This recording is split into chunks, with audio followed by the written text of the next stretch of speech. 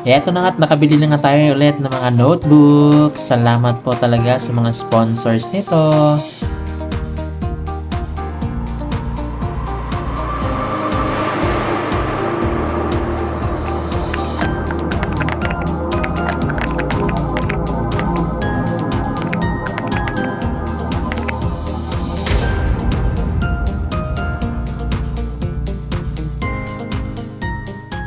Kakarating lang namin galing Candoni. Medyo may ano pa, hangover pa sa biyahe. Pero pupunta kami ngayon sa ano no, sa bilihan ng notebook. Bibili kami ng notebook. Yung na-receive natin ng sponsorship, idadagdag natin pambili. Pero bago yan, pupunta muna kami sa ano, sa withdrawal ng GCash. So yon, so wait na lang po kayo sa update. Pagdating namin doon, mag-video na lang kami. So let's go. Biyahe sa galing ano, Candoni. So kamusta naman siguro yung experience natin? Ayun, sa akin nasa driver ng motor. Sobrang nakakapagod pero sobrang nakaka-bless kasi naging smooth lang yung biyahe namin. Tapos salamat na rin kay Tonaldo kasi napalitan pa yung ano, yung sabi niya parang baso-baso raw sa gasolina. Hindi ko alam kasi tumutulo pala yun, kaya pala nauubusan ako ng gasolina lagi. Ikaw naman, Jella, anong masasabi mo sa experience? Ang saya. Gusto ka ba umulit? Solid. Solid, you know? Kahit na may nadulas, may lumubog yung tsinelas, lalo na yung ano yung tumbling. Nakatabak pa ako ng tayo ng kalaba. Oo, yung maliligo sana Buti na kami lang kanina. walang clip yun. Yung maliligo sana kami kanina. Wala akong dalang cellphone. Ang ganda ng ano niya, naghahanap siya ng apakan. Pag ano niya, pag ano ng hakbang ng paa niya, pag tapak, tae. Kadiri. Tayo ng kalabaw. Fresh na fresh. Fresh na fresh from the puwet ng Ikaw kalabaw. lang, anong feeling like? Anong feeling, Joy? Saya. Yung parang malalaglag ka na. Sobrang saya. Pero si Joy ano, no? Si Joy parang sanay. Ang bilis eh. Siya ngayon nagiging cameraman namin minsan pag ano. Pero yun, papunta nga kami ngayon sa ano, sa withdrawal ng GCash. So update na lang kami mamaya pag nandun namin. Bye-bye. Bye. So yun, what's up guys? Nandito na, nakakuha na kami ng ano, ng pera sa GCash.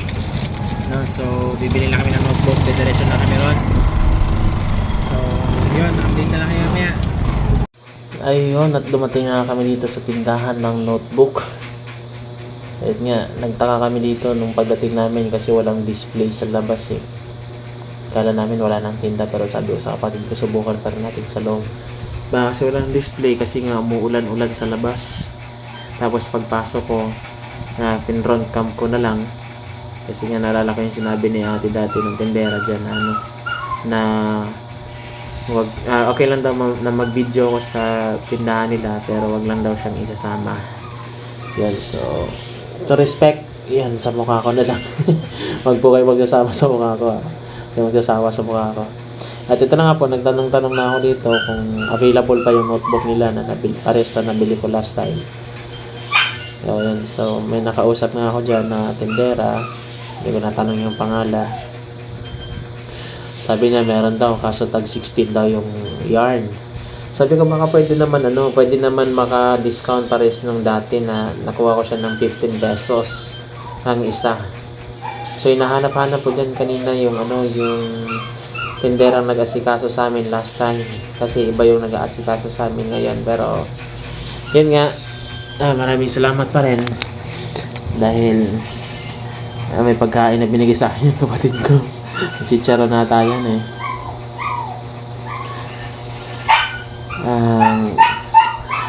Nag-voice over ko dito ang ingay ng aso namin. Sorry guys, hindi talaga marunong mag-voice over. Pero gagawin pa rin natin yung ano, yung makakaya natin. Medyo pagod din po ako sa ano, sa biyahe namin. Galing po kasi ng Candoni. Tapos pagdating namin dito sa bahay, umuulan-ulan pa yon, hindi na kami napagbihis, nilapag namin yung bag. Tapos bumiyahe na naman kami para bilhin tong notebooks. Ayun, so medyo busy nga yung mga ano dyan, no? Mga nagtitinda, yung mga sales lady, tapos yung may-ari, may mga customer din silang inaasikaso. So we patiently waiting. At nakita ko nga yung buhok ko na medyo na ano talaga, naipit talaga sa helmet, ano. Hinila-hila ko, baka lang mabanat pa. Tapos meron nagtanong sa amin dyan na kung ano daw yung order namin. Sabi ko nga yun yung notebook na parehas ng na-order namin last time. Oh, pagod na pagod talaga. Grabe yung ano, yung daanan na biniyahe namin kanina galing sa Candoni, sobrang ulan. Tapos pagdating sa daanan, paangat, tapos pababa, paangat, pababa, kurbada. Grabe, kasi ano yun bukid kasi yung pinuntahan namin. Lala na, kwento ko lang.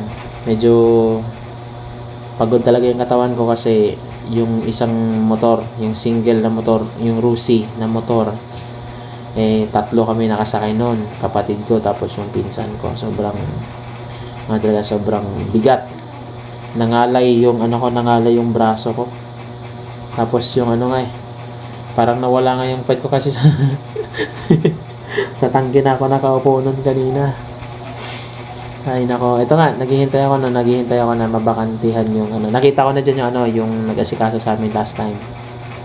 So nakita ko na siya, so hinihintay ko na lang kasi may customer pa siyang inaasikaso.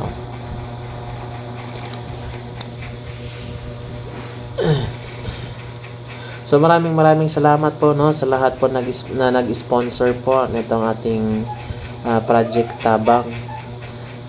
Sa ako na lang po kayo siguro may isa-isa kasi hindi ko pa po nalilista. So next video ililista ko po sa lahat na naging sponsor natin para po ma-shoutout po natin dito.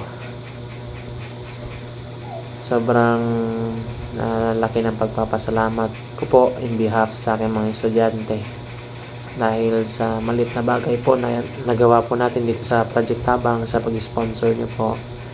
Marami pong mga estudyante ang matutulungan. At ito na nga po nung naasikaso na kami nung sales lady na masikaso sa amin last time. Kinuha niya mismo personal doon sa bodega nila yung notebook. So yan yung isang karton. So ang laman yan is 200 notebooks. So sinabihan ko po si kuya na doon na lang po sa tricycle namin ilagay para madali lang po namin diretso na lang mamaya sa pagbiyahe. So yun po yung katabi na yan po yung namin, yung tricycle. Yan yung po nabili ko last time na tricycle. So po akin po yan. Nabigyan po ng blessing. And then pagkatapos po nun nagbayad na nga ako. So binayaran ko dyan is 3,600. So hindi ko po muna inubos yung pera sa pagbili ng notebook. Kasi meron pa po mga darating pa po. Meron pa mga darating na mga sponsorship para po makumpleto yung ating target notebooks. At sana nga po mas sumobra pa para siguradong mabibigyan po natin yung lahat. So yan po si ate, shoutout sa iyo te, na nakalimutan ko yung pangalan para nabanggit kanina ng nabanggit ng kasama niyang cashier. Nakalimutan ko lang kung anong pangalan niya. Pero shoutout sa iyo te. Talagang inasikaso niya, tapos tinanong niya pa ako kung kumpleto na daw ba yung notebook. Sabi ko nga, kulang pa ng 40. So yun, naghanap siya. Sabi ko parang nandito yun sa kabila. O yan, so nakita niya So meron pa tayong 4 na ganyan. Dahil yung isang rim niyan is 10 pieces na notebook. So kailangan natin ng 4 rims na notebook para makompleto yung bilhin natin 240. So ito, nagpapogi na naman. Kala mo naman pogi. Wala kang ganun, bray. Wala kang ganun, Sir Louie. Sige. Ayun, ang kapatid ko dumila pa. So, yun na, naghihintay na kami para makompleto na talaga. Nakapagbayad na ako niyan. At ito na nga, tuwan-tuwa na ako kasi nakita ko na yung 4 na notebooks. Or 4 na rin na notebooks. So, that is 40 pieces. So, ilalagay na lang yan sa plastic. Tapos, pwede na kaming umuwi. So, gustong-gusto ko na umuwi niya kasi gustong-gusto kong humiga. Pero pagdating ko nga dito sa bahay, inedit ko muna siya. Tapos ito nga, nag-voice over kahit hindi marunong. Sana po magustuhan niyo lang kahit medyo pagod ako. Talagang ginawa ko yung best ko para sa pag-voice over na to. Sorry po kung ganito na yung yung best ko No, kasi pagod talaga yung katawan ko sa biyahe. Gusto ko siyang ma-upload ngayon, no, para meron tayong updates at makakita rin pa yung mga nag-sponsor po na yan. Tsaka sa mga rin, sa mga viewers, baka po gusto nila po mag-sponsor dito po sa ating Project Tabang. So yun, babuli na kami, kaya nakapalit na kami, nakabakal na kami isang notebook. Wala ko magbawa yan. Ganun ba ka? Kami dawa kayo mag-video ko. Mabakal na kami sa notebooks and mabakal kami sa bong sang sudan namon. Harapan niya po. So yun, wala ito nakaupod sa pagbakal sang isda kay nakahapit na kay Tita Mansing kay Paydani. So shoutout sa kanila dyan. So pauwi na kami ngayon. And then titingnan natin yung notebook na nabili natin. Yan. So wait na lang kayo pagdating namin sa bahay. Mag-unboxing tayo. Let's go. Ito na guys yung notebook. Yung nabasa sa taas.